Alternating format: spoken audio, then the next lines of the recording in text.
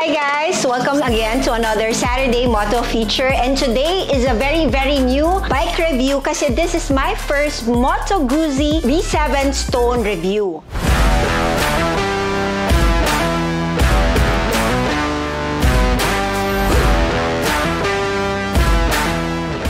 This is a European bike made and manufactured in Italy. So kakaibang bike to. Tatanungin niyo sa akin, ano bang klase ng bike yung Moto Guzzi, Ma'am Inday Rider? Parang ngayon ko lang siya nakita. Well, actually, a few units pa lang ang meron nito sa atin dito sa Pilipinas. And first of all, I wanna thank you, Moto Guzzi Motor Ace, Daang Hare. Thank you, Pao, for lending me this bike and experiencing this bike. So here we are. So what is this Moto Guzzi? Just to give you a little bit of history, matagal na po sila sa industriya ng motorcycle. They started 1921. So almost more than 100 years manufacturing motorcycles. So doon pa lang medyo malalaman na natin may credibility ng motor and sobrang tagal na nga nila.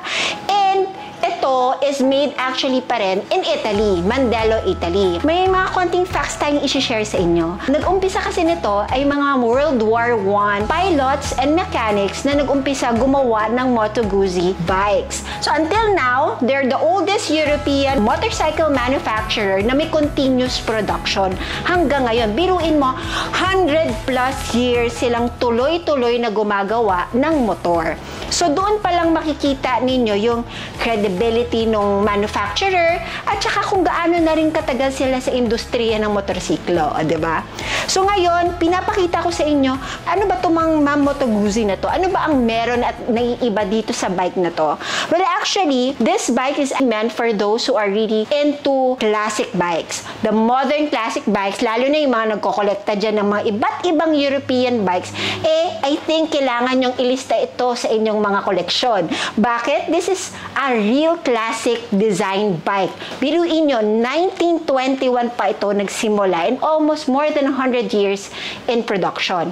So, the Moto Guzzi European bike, ano ba ang merong features ito? Well, when we say modern classic, it's a classic look bike na may modern features na para naman makasabay sa panahon natin ngayon. So this one is just simple lang. It comes with two kinds of models, the V7 Stone and the V7 Special.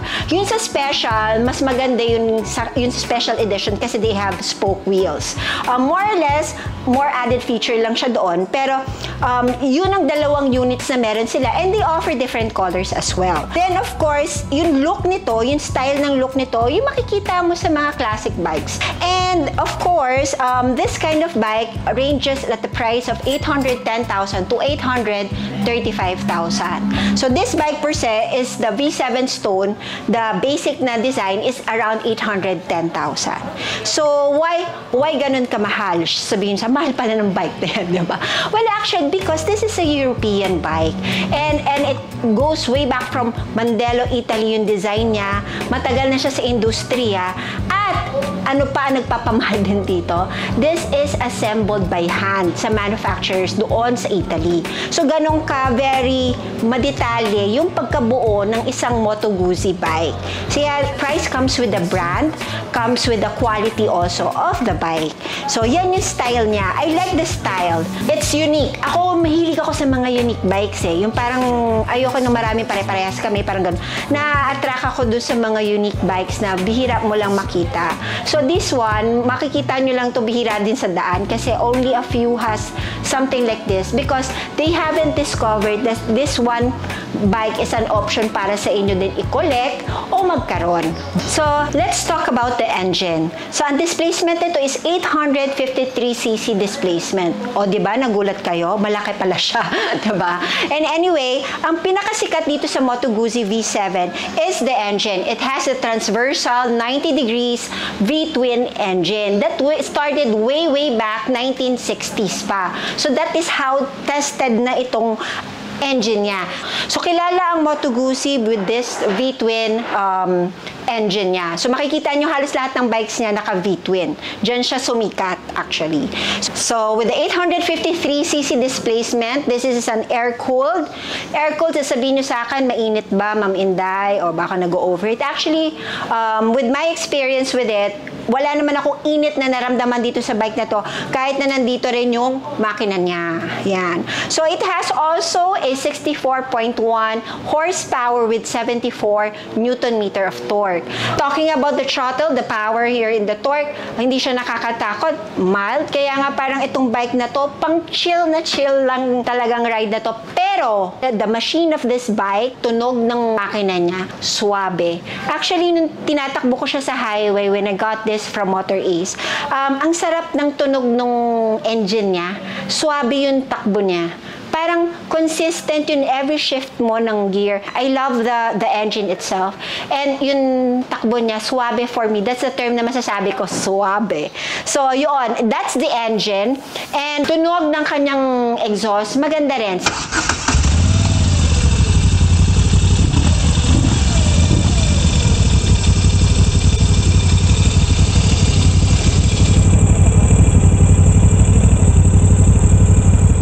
Makikita nyo, twin exhaust din siya, magkabila. Left and right, makikita nyo, nakahiwalay. And here, we have a 21-liter fuel tank capacity with a 4-liter reserve. So, malaki-laki siya. Makikita nyo na malayo-layo mararating ninyo kasi malaki yung tanke din niya. The Moto Guzzi V7 Stone also has a 6-speed gear. With the front suspension natin with a hydraulic fork and the rear suspension with a swing arm twin side spring na may preload adjustments na rin siya. Sa brakes naman, we have the front, a Brembo brake with a 320mm floating disc with 4 piston. At the back naman, the rear brake is around 260mm with 2 piston, both with ABS already.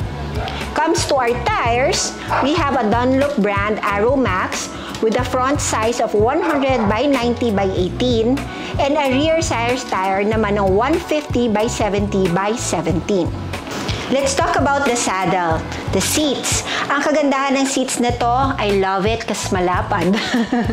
Ang sarap din mag-angkas. So, inangkas ko yun aking video editor. Malambot yung angkas daw. As in, actually, you can see dun sa seats niya na malapad and makapal. So, cushioning likewise, if you're doing a long rides, masarap siya.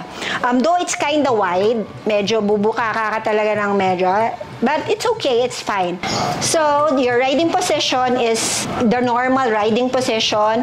The seat height, pasok na pasok kasi abot mo naman. At ang maganda pa dito, magaang yung bike. For me, it's around 200 plus kilograms. Just check on the details there. Madali lang siyang itayo. For any lady rider or mga medyo kinulang sa height na rider, magaang lang siyang itayo. Maneuvering, easy lang din siya. Hindi siya ganong kabigat para for you to get tired of moving around the bike. So for me then, ang handling niya, when it comes to the experience, I love it. Suwabe siya.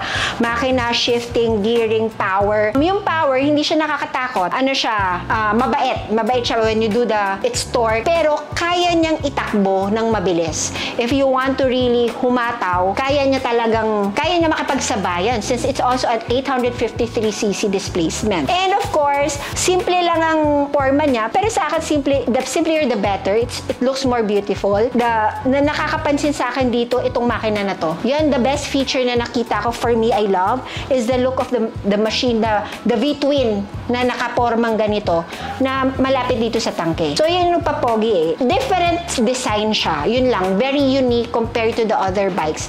Like the other brands na yung mga BMW has the Boxer engine, Harley also has the V-twin, pero yung V-twin niya flat, ito yung V-twin niya pa ganyan. So, kakaiba, diba? So, parang yun yung trademark ng Moto Guzzi. Then, of course, ang feature natin dito sa handlebar is also simple. Since this is a modern classic bike, meaning yung design niya and everything is classic, but they input na already modern features for our own comfort in riding. Yung mga clutch niya malambot na, yung brakes niya okay din. Yung handlebar, I think itong panel natin sa harap is is different din. Kasi this is already digital. So, what we have here sa handlebar, simple lang. The horns, signals, switch ng bright, yan.